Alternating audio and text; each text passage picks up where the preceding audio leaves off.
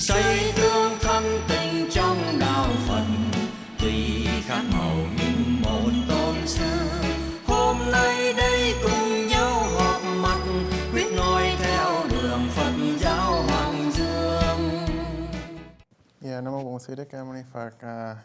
Welcome everybody to channel 57.8, Galaxy 19. This is Song Day Song Phật, and I'm here to talk to you about the concentration factor of the 7 factors of enlightenment. I'm basically saying that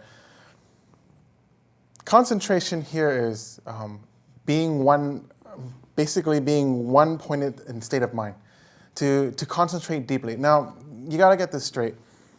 Having concentration and having extreme focus is different. Having focus, for example, if you're playing sports, you're grabbing the ball and you're going towards the end zone, or you have the ball, you're going down the basketball court trying to shoot the goal, or you're trying to shoot the basket, or you're going with the soccer, you're going down the field trying to shoot a goal. When the player is in that state of mind, they're in that intense state of focus. And that intense state of focus is completely different from what the Buddha taught here as concentration or concentration of mind. How is it different? Because even though you're in a state of intense focus, for example, you're focusing on writing that exam, you're focusing on driving, your focus, your state of mind is one-sided. Yes, it's going in a straight line, yes. But the difference between the two is that one helps you in that moment, the other helps you develop wisdom. Intense focus does not help you develop wisdom. And why is it important for you to develop wisdom? Because wisdom is what helps you release yourself from the suffering that you have in this world to elevate you into a higher state of mind. Basically saying that the reason why we're in this world is because of what? Many episodes I always talked about this. The reason why we're in this world, in this human world, is because of 3 things: greed, anger, and delusion. Greed, anger, and ignorance. And the combination of 3 with the karma that we have, the conditional arising of the karma that we have, is the reason why we were reborn into this human world. And you have to understand, if you remove the 3 poisons, which is greed, anger, and delusion from your life, what happens?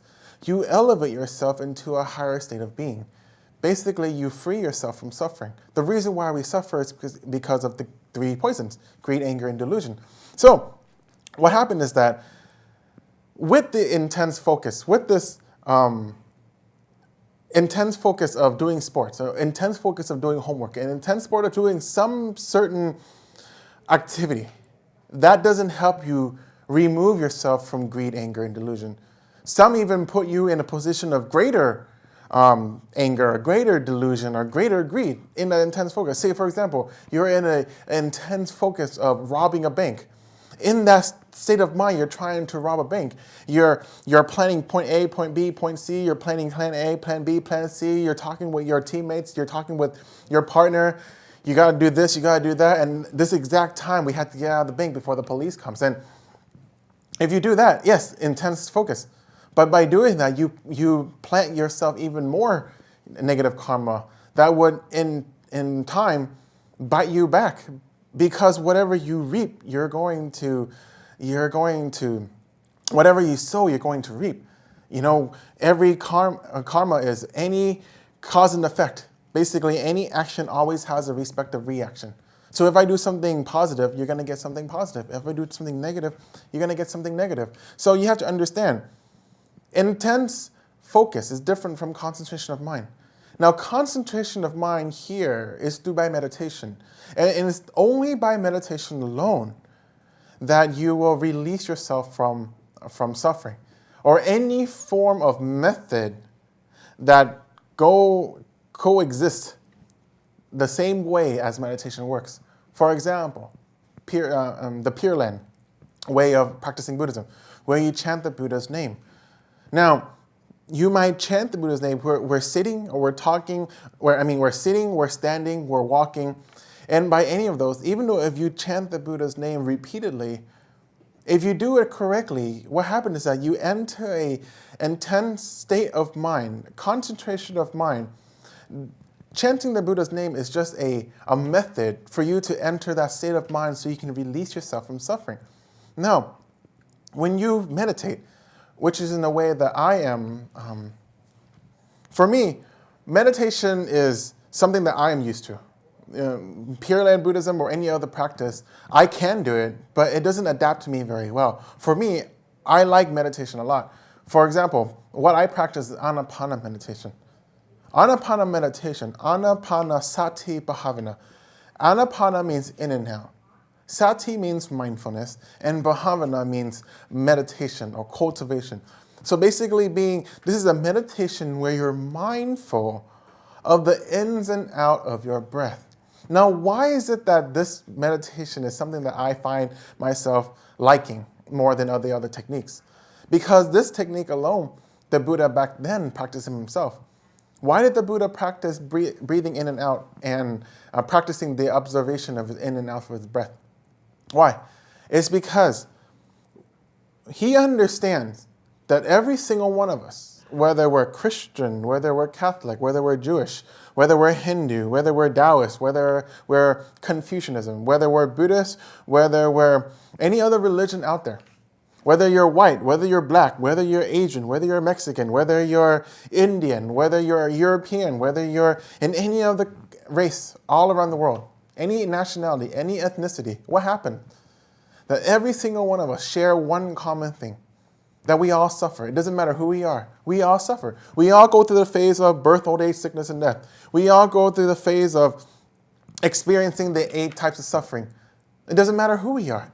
So then he understands that the remedy that to help us remove ourselves from the suffering is that there has to be a universal cure. There can't be a secular cure. There can't be this if you're a certain religion that you can practice this and then you escape from it. And if you follow any other one, if you don't do it, no. He understands that every single one of us, whether we are different religion or we're the same religion, whether we're the same nationality or different nationality, we all share the same common denominator, that we all suffer. So then the way of curing this has to be a universal cure.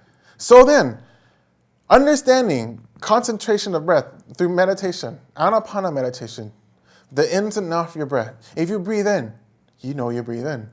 If you breathe out, you know you breathe out. If you breathe in and the breath that you take is very slow and very calm, then you know at the exact moment your breath is slow and calm. If you breathe out and your breath has to be long and harsh, then you observe at that moment that your breath is long and harsh.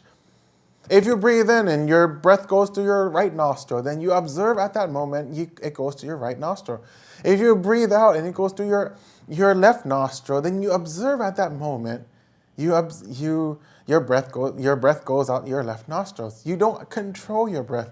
You just observe the natural flow of your breath. If you breathe in naturally right now, then at this moment, you know exactly that you're breathing in and out.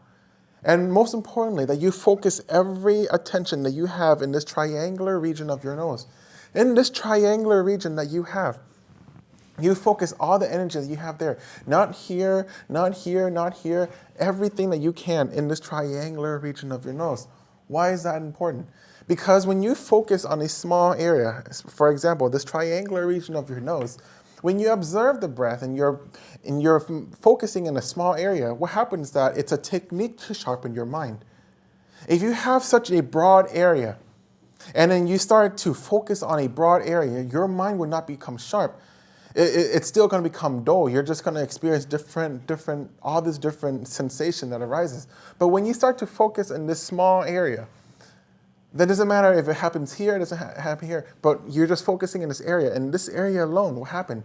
Say, for example, if you were to experience a tingling sensation, then you get to observe that tingling sensation. Now, Anapana meditation goes to 3 different layers, 3 different steps. And I'll go more of it into it after this commercial breaks. But what I'm trying to say is that you have to understand the difference between intense focus and concentration of mind. Intense focus will only give you a certain concentration of thought in the exact time frame that you're trying to achieve a certain goal. But if you're if you're having concentration of mind, then what happens is that through this practice of concentration of mind, most importantly is you remove the greed, anger, and delusion that's from your mind, and by doing so, you elevate yourself into a higher state of being. And so, before I continue, I want to allow the commercial break to proceed, and then I will explain fully what Anapana meditation and the 3 layers of meditation that you're going to experience if you were to practice this Anapana meditation. And so, I'll see you after this commercial break. Thank you. Xây tương thân tình trong đạo Phật,